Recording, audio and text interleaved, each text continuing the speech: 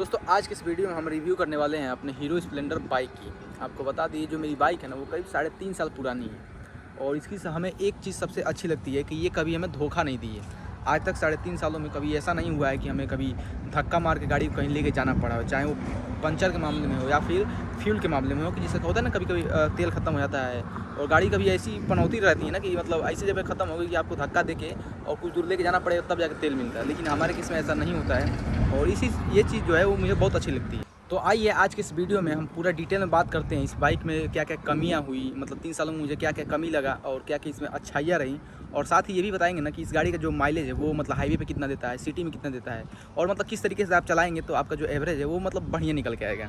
तो गाइस आपको बता दें ये जो मेरी बाइक है ना, जब हम इस बाइक को लेने वाले थे तो हमें बहुत लोगों ने ये कहा था ना कि भाई मतलब तुम डिजिटल मीटर वाला मत लो, क्योंकि भाई मतलब मुझे यही पसंद थी डिजिटल मीटर वाला। और ठीक है, नॉर्मल मतलब जो स्पीडोमीटर था ना वो मुझे अच्छी नहीं लगती थी। ठीक, इसका कलर आप देख सकते हैं, इसका कलर जो मतलब था ना एक नंबर मतलब मेरी पसंद के हिसाब से वो था। ठीक है, बहुत लोग कहते थे कि भाई मतलब तुम नीला वाला ले लो, तो भाई हम क्या भाई हम अम्बेडकरवादी नहीं है कि नीला वाला लेंगे, हमें मतलब ब्लैक एंड मतलब वाइट जो है वो कलर बहुत पसंद आता है। तो इसी वजह से हम इसको चूज़ किए थे और इसमें जो मतलब इसका जो था ना मीटर स्पीडोमीटर वो सिर्फ डिजिटल नहीं आता था और डिजिटल ही मुझे चाहिए था क्योंकि भाई अब डिजिटल का ज़माना था।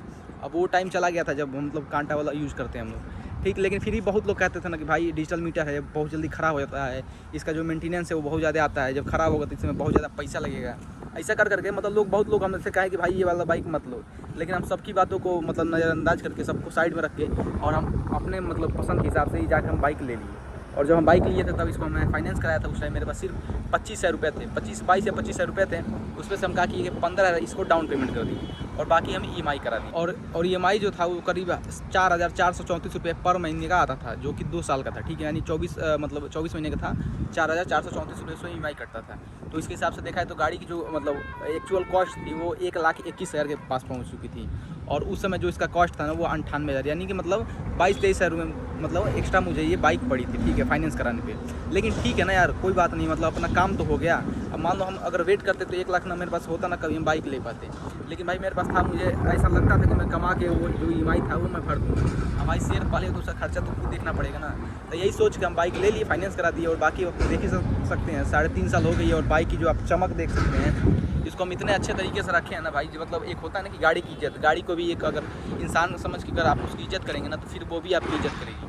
और इसी वजह से हम इसको एकदम अच्छे अपने एक होता है ना कि एक छोटा भाई के जैसे, एक इंसान के जैसे हम इसको रखे हैं। तो आप इसकी देख सकते हैं, इसकी जो चमक है वो अभी भी एकदम बरकरार है, ऐसा नहीं है कि चमक इसकी कम हो गई है। आप पीछे भी देख सकते हैं, बस ये थोड़ा सीट कोई फाड़ दिया है, बाकी ये हम नहीं फाड़े हैं। और बाकी आप देख सकते हैं पूरा मेरा डिजिटल जो मीटर है वो भी अभी भी काम करता है और ऐसे में इसमें कोई ख़राबी अभी तक नहीं आई। और इसमें बस एक चीज़ नुकसान हुआ है, वो है इसका नंबर प्लेट थोड़ा टूट गया, क्योंकि भाई वो उसकी जो क्वालिटी थी ना वो बहुत कमज़ोर था। ये बहुत कमज़ोर है, यहाँ से आप देखेंगे ना तो देखिए यहाँ से भी क्रैक आ चुका है ये, और यहाँ से क्रैक होकर पता ना कहाँ टूट के गिर गया, मुझे पता ही नहीं चला। ठीक, बाकी आप देख सकते हैं गाड़ी की जो चमक है वो अभी भी बरकरार है, एकदम लग ही नहीं रहा कि 3 साल पुरानी गाड़ी है, 3.5 साल। कोई भी मेरे से कहता ना कि भाई ये लगता है कि भाई 1-1.5 साल हुआ ही है इसका, तो भाई वो मैं उसको ऐसे तरीके से रखा हूँ ना कि मतलब ऐसा लगता ही नहीं कि पुरानी हुई ये गाड़ी। हमेशा इसको ढक के कभी इसको मैं धूप नहीं लगने दिया हूँ। बहुत लोग होते हैं ना कि गाड़ी खरीद लेते हैं और उसको ऐसे एक मतलब मशीन के जैसे चलाते हैं, हम इसको एक इंसान के जैसे चलाते हैं, भाई ये भी एक इंसान है। ठीक है, बाकी आप देख सकते हैं गाड़ी की जो क्वालिटी है वो उसमें कोई भी कंप्रोमाइजेशन नहीं किया गया है।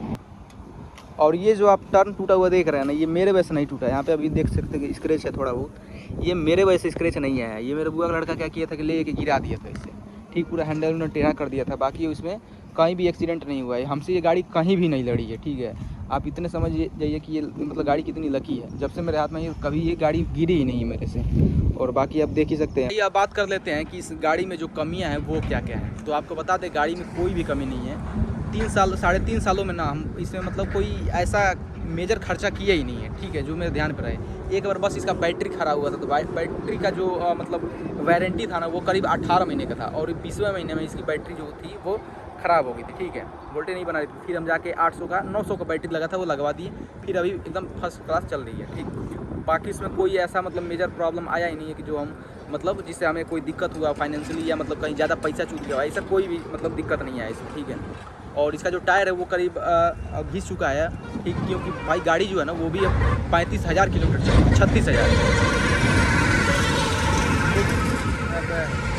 टोटल गाड़ी जो है ना वो 36,000 किलोमीटर चल चुकी है। तो 36,000 में आप जानते हैं कि जो गाड़ी का टायर है वो पूरा घिस चुका है, यहाँ पे आप देख सकते हैं गाड़ी का टायर बिल्कुल घिस चुका है। अब इसको हम अगले महीने में बनवाने वाले हैं, क्योंकि भाई थोड़ा अभी पैसे का दिक्कत है।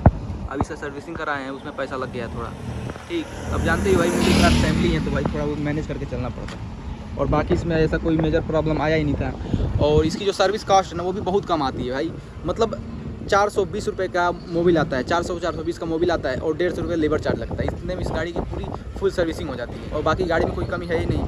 हाँ, एक बार इसका मैं ब्रेक सोल चेंज कराया हूँ 3.5 सालों में, जो कि मतलब वही 150-200 का ब्रेक सोल चेंज हुआ था। बाकी इसमें कोई कमी नहीं है आई है। और एक बार इसका जो वायरिंग है ना, पेट्रोल जो फ्यूल वाला जो फ्यूल पंप से जो इसका वायर जाता है मीटर में, वो क्या किए थे सब चूहा काट दिए थे सब, जिससे मतलब जो इसका फ्यूल इंडिकेटर था ना वो काम नहीं कर रहा था। इसमें पता नहीं चल रहा था कितना फ्यूल है कितना नहीं। तो वो चीज़ हम मतलब लगवाए थे 200 कुछ का वो लगा था। बाकी इसमें कोई ऐसा मतलब मेजर प्रॉब्लम आया ही नहीं। तो आप खुद समझ सकते हैं कि गाड़ी लेना कितना उचित रहेगा।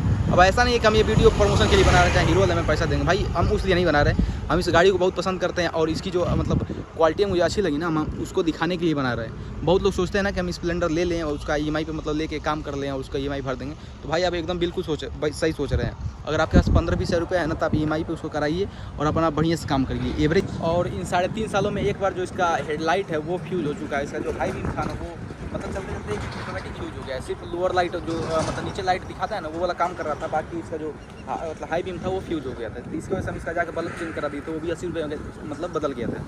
और इसका एक बार बैक लाइट जल गया था, तो बैक लाइट भी आपका मतलब 50 से 60 रुपये में बदल दिया था।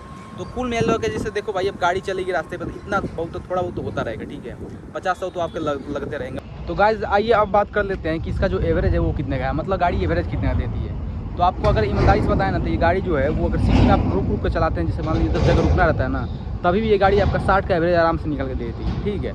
और अगर मान लीजिए आप इसको हाईवे पे चलाते हैं नॉन स्टॉप, तो आपका 70-72 का एवरेज आराम से निकल के देती है। और ये मैं पर्सनल चेक किया हूँ तब मुझे पता है। अब ऐसा नहीं है कि आप 100-200 का तेल डलवा के गाड़ी का एवरेज पता कर लें, भाई ऐसे पता नहीं चल पाएगा। आप कोशिश करिए कि आप कम से कम 500-1000 का गाड़ी में तेल डलवाइए और फिर अपना ट्रिप सेट कर दीजिए, तब आपको पता चलेगा ना कि आपकी गाड़ी मतलब 500-1000 में कितना किलोमीटर चल रही है। और ऐसे ही हम चेक किए हैं, तो हाईवे पर 70-72 का निकाल के देती है और सिटी में आराम से 60 का निकाल के देती है। तो आप इसी से अंदाजा लगा सकते हैं कि भाई ये जो गाड़ी है वो वर्थ ऑफ मनी है। तो अगर आप भी लेना चाह रहे हो ना, तो ज़्यादा सोचिएगा मत, तुरंत ले लीजिएगा, ठीक है। मिलते हैं आपसे अगले ब्लॉग में, तब तक के लिए बहुत बहुत धन्यवाद।